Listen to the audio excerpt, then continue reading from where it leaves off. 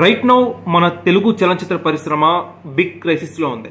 దానికి కారణం ఏంటంటే థియేటర్ ఓనర్స్ రీసెంట్గా తెలంగాణలో సింగిల్ స్క్రీన్ థియేటర్స్ అన్ని కూడా 2 వారాల పాటు బంద్కి పిలుపునిచ్చారు. ఆ థియేటర్స్ యొక్క ఎక్స్పెన్సెస్ పెరిగిపోవడంతో ఈ నిర్ణయం తీసుకున్నారు. అయితే ఇది టెంపరీ మాత్రమే. జూన్ 27న ప్రభాస్ కల్కి సినిమా రిలీజ్ కాబోతుంది. కల్కి ఎప్పుడైతే రిలీజ్ అవుతుందో తెలుగు నిర్మాతల కష్టాలు కావచ్చు, డిస్ట్రిబ్యూటర్స్ కష్టాలు కావచ్చు, థియేటర్ ఓనర్స్ కష్టాలు కావచ్చు, అలానే మంచి సినిమా కోసం ఎంతగానో వెయిట్ చేస్తున్న ప్రేక్షకుల కష్టాలు కూడా తీరిపోబోతున్నాయి. కల్కి సినిమా రిలీజ్ అయిన తర్వాత ష్యూర్ షాట్ బ్లాక్ బస్టర్ కొడుతుంది అని చెప్పి ప్రతి ఒక్క ప్రేక్షకుల్లో కూడా ఫుల్ కాన్ఫిడెన్స్ ఉంది. దానికి కారణం ఏంటంటే just few years back introducing Bujji అని చెప్పి కల్కి నుంచి ఒక స్మాల్ గ్లిమ్స్ రిలీజ్ అయింది.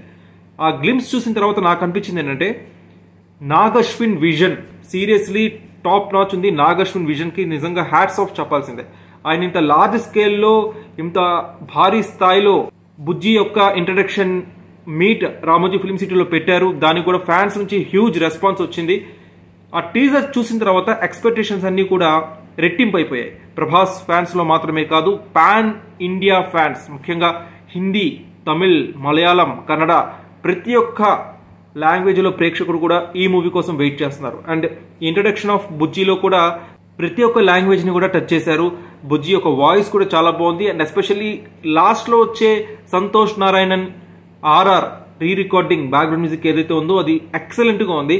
సో ఈ మూవీ ఆసంతం కూడా సంతోష్ నారాయణన్ ఇంకే స్థాయిలో బ్యాక్గ్రౌండ్ మ్యూజిక్ ఇచ్చుంటాడో తలుచుకుంటూనే గూస్ బంప్స్ వస్తున్నాయి. అండ్ ఈ గ్లిమ్స్ చూసిన తర్వాత నాకు అనిపించిన ఇంకొక విషయం ఏంటంటే డైరెక్టర్ నాగ్ అశ్విన్ కంప్లీట్గా విఎఫ్ఎక్స్ మీద డిపెండ్ అవ్వలేదు, ఆర్ట్ వర్క్ మీద ఎక్కువ డిపెండ్ అయ్యాడు. ఆ ఆర్ట్ వర్క్ని విఎఫ్ఎక్స్తో కొలాబరేట్ చేసి ఒక వినూత్నమైన దృశ్యాలని, విజువల్స్ని కూడా ప్రేక్షకులు అందించినట్టు నాకైతే అనిపిస్తుంది. అండ్ ఈ మూవీలో అమితాబ్ బచ్చన్, కమల్ హాసన్, దీపికా పదుకునే ఇలాంటి లెజెండ్స్ కూడా నటిస్తున్నారు ప్రభాస్తో పాటు. సో ఓవరాల్గా ప్రభాస్ సినిమా కెరీర్లో కల్కి మూవీ ఒక చరిత్రలో నిలిచిపోయే సినిమాగా నిలిచిపోతుందని చెప్పి ప్రతి ఒక్కరు కూడా కామెంట్ సెక్షన్లో పంచుకుంటున్నారు.